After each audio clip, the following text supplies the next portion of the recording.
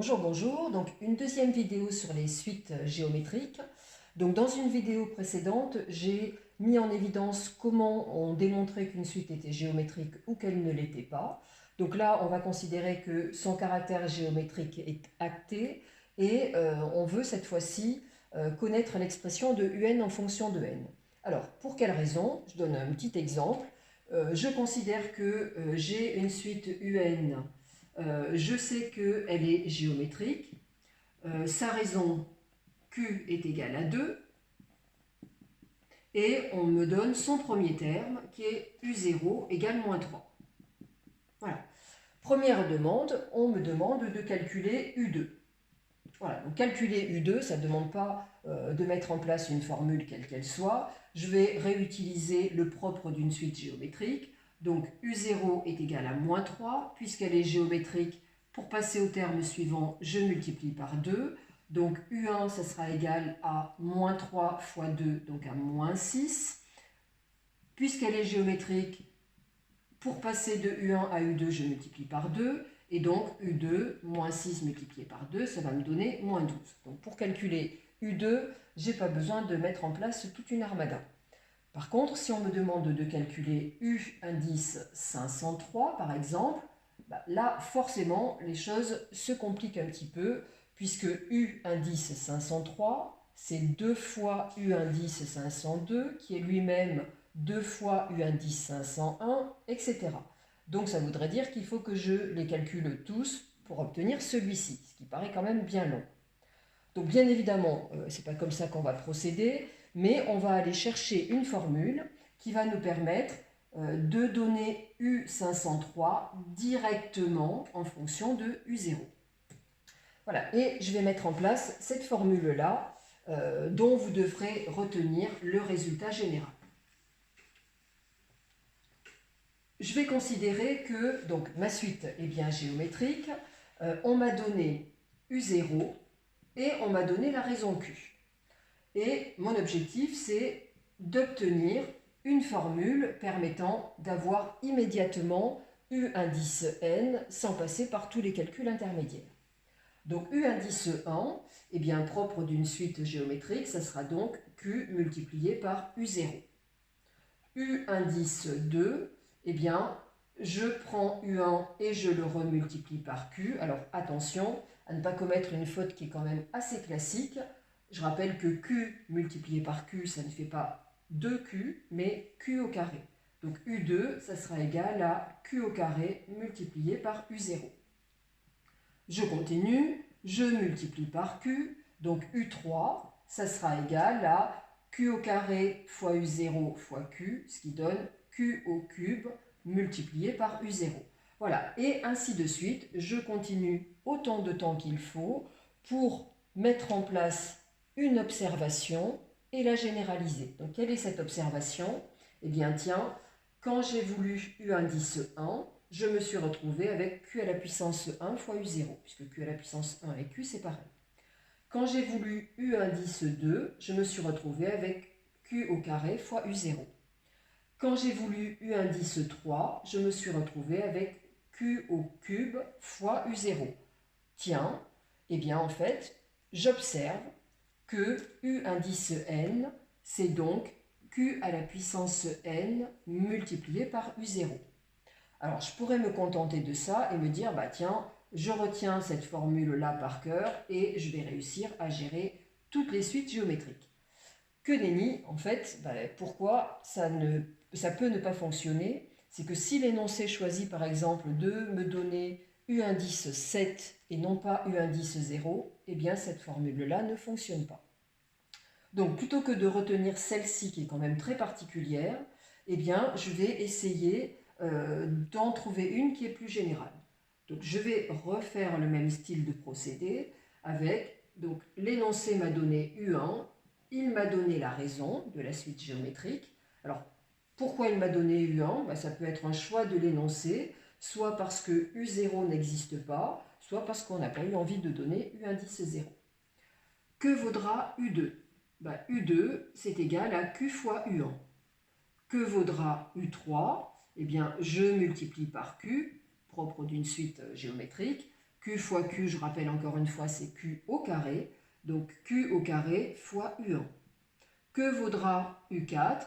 Eh bien, je remultiplie par Q, donc Q à la puissance 3 fois U1. Et je fais ça autant de temps qu'il faut. Donc si vous avez besoin de plus de lignes, vous pouvez les écrire pour généraliser une formule. Comment je vais faire pour la généraliser? Eh bien, je vais observer. Quand j'ai voulu U indice 2, je me suis retrouvé avec Q à la puissance 1 fois U1.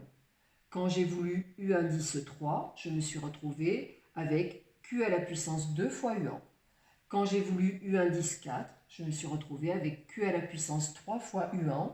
Donc en fait, entre l'indice et la puissance, il y a moins 1. 2 moins 1, ça fait 1. 3 moins 1, ça fait 2.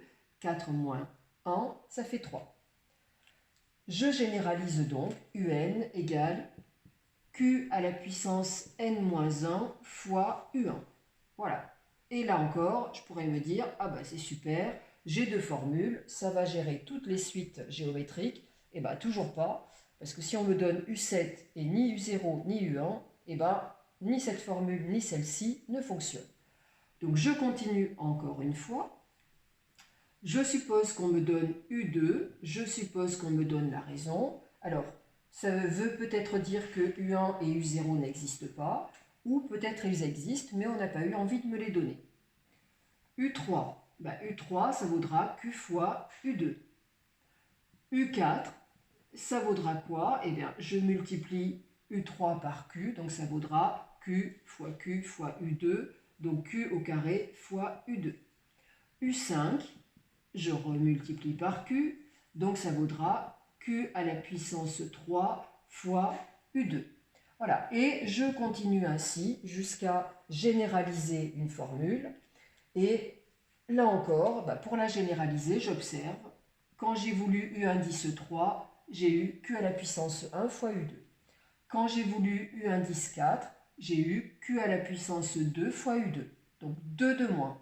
3 moins 2, ça fait 1. 4 moins 2, ça fait 2. Quand j'ai voulu U5, j'ai eu Q à la puissance 3 fois U2. 5 moins 2, ça fait bien 3. Donc, généralisation de ça, eh bien, UN est égal à Q à la puissance n-2 multiplié par U2. Voilà, toujours pareil, si on me donne U7 et pas U0, pas U1, pas U2, aucune de ces formules ne fonctionne. Donc tiens, je vais cette fois-ci uniquement garder ces formules de généralisation, enlever tout ce qui nous a permis de les mettre en évidence, on ne les a pas démontrées mais mises en évidence, et je vais me poser la question suivante. Tiens, j'ai parlé souvent de si je connais U7, ça va poser des soucis. Je vais imaginer, on m'a donné U7, on m'a donné la raison Q et les termes précédents, peut-être ils n'existent pas, mais en tout cas, même s'ils existent, je ne les connais pas. Je vais regarder ces différentes formules-là et je vais essayer de trouver une formule permettant d'obtenir UN. Et en fait, cette fois-ci, qu'est-ce que je vais observer? Je vais observer que quand on s'est référé à U indice 0, on avait le même indice et la puissance ici. Quand on s'est référé à U indice 1, on avait un décalage de 1 entre l'indice du terme voulu et la puissance de Q qu'on utilisait. Et quand on s'est référé à U indice 2, on avait un décalage de 2 entre l'indice et la puissance. Donc ici, il semblerait tout à fait logique qu'on ait UN égale, on veut se référer à U7, U1, U0, U2, décalage aucun, décalage de 1, décalage de 2, on aura Q à la puissance n-7 multiplié par U7. Voilà, et cette formule, elle est tout à fait juste, même si en fait là, elle n'est pas démontrée, elle est juste mise en évidence par des observations. Voilà, et si on généralise toutes ces formules qu'on a mises en place, la formule qu'il faudra absolument retenir, c'est la formule suivante. Donc, la formule des suites géométriques que vous allez très souvent utiliser, c'est la formule qu'on écrit sous la forme UN égale UP, donc UP étant un terme connu dans l'énoncé, U0 était un terme connu, U1 était un terme connu, U2 était un terme connu, multiplié par Q à la puissance N moins P. Voilà la formule que vous allez très souvent utiliser au niveau des suites géométriques. J'en donne une petite utilisation par rapport à ma question de démarrage. Donc tout à l'heure, j'avais dit, tiens, je vais prendre une suite qui est telle que U0 soit égal à moins 3, dont la raison suite géométrique est égale à 2. On avait fait le calcul de U2 qui n'était pas bien compliqué et qui ne nécessitait pas de formule. Et j'avais dit, bah tiens, on veut calculer U503. Et tout à l'heure, ça nous avait posé un petit souci. Et bah là, il n'y a plus de souci. On va citer la formule. Donc au niveau de la rédaction, vous pouvez par exemple écrire par formule des suites géométriques. Alors pourquoi je rajoute des suites géométriques? Parce qu'il y a une formule pour les arithmétiques qui n'a rien à voir avec celle-ci et une formule pour les géométriques. Donc chaque chose à sa place. Donc par formule des suites géométriques, UN égale UP fois Q à la puissance N moins P. On a ici, et puis vous donnez ce que on vous demande, donc U503, qui est égal à U indice 0, multiplié par Q à la puissance 503 moins 0. Le N qui est ici dans la formule, c'est celui-ci, et moins P qui est là, c'est l'indice du terme qu'on connaît.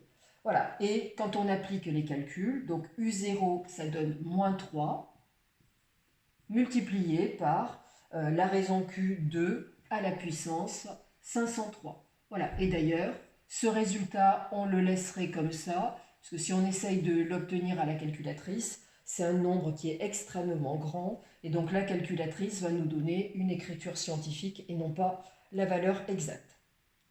Voilà, j'espère avoir été claire pour cette deuxième vidéo sur les suites géométriques qui met en place une formule fondamentale que vous allez utiliser bien souvent.